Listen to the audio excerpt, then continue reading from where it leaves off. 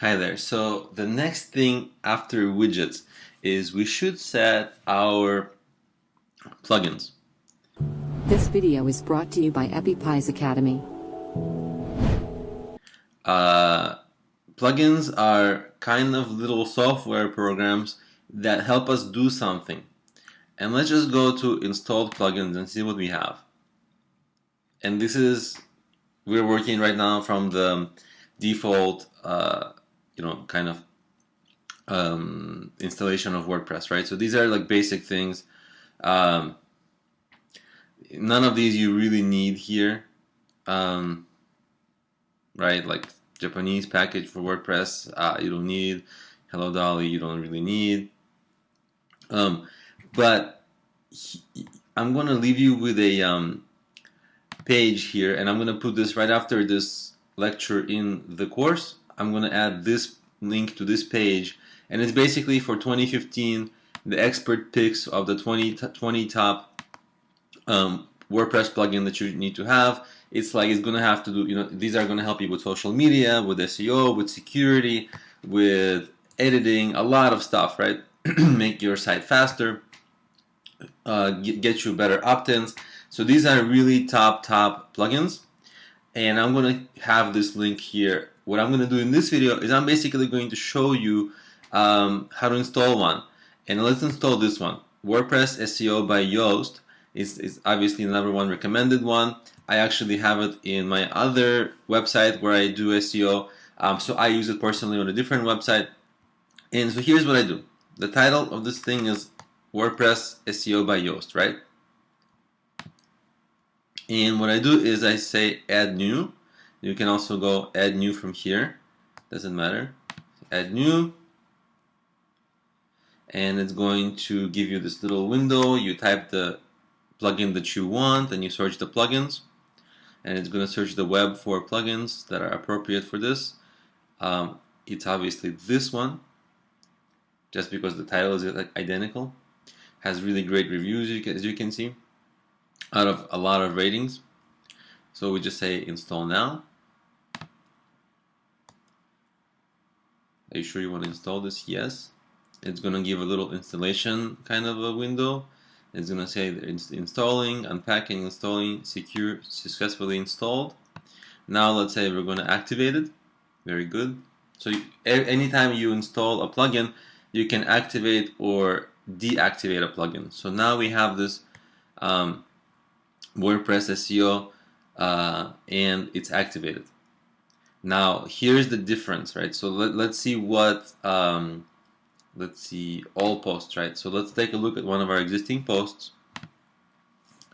and let's just edit this one. And you can see that there's this whole area that appears here that didn't exist before. And this is that plugin. And what it does is it gives you a lot of stuff. It's going to basically help you with SEO. So we're not targeting any keywords with this article yet, but you can see that you can set your title right here. You can set your description right here. So once you start focusing on SEO, this is the number one plugin for helping you with SEO. And I have this, I use this all the time. Even if I'm good with SEO, like let's say I'm advanced level expert, but I still use this plugin. It's really helpful, and when you're a beginner, it's going to teach you. When you get more experienced, it's just going to make things more convenient for you. And so that's just an example of how we did that. And what you want to do is you want to always go plugins, and you want to update them as well, because at some point the people who created these plugins, they create new versions, updates, and also they have some, as you can see here, premium support. So there's paid advanced features, but these are free generally. So these are generally free plugins, but if you want some extra features, they have like extra things you can buy. So essentially what you do is basically just add a bunch of plugins. I can show you. So for example, this is a different blog post of mine, and I use a plugin to give me these really nice social media buttons, right? It looks cool. They look kind of nice, I guess. I'm not a designer, but I guess they look nice. And this is a plugin that I use. It's called Social Media Feather. And you basically can just, this is just something, this is not recommended on that list, but it's something that I use. And let me show you again how I would install this. So I would go add new, and I just type this because I copied it, Social Media Feather. I copied the title, and then you can see install now. And you also have to configure this when it's ready.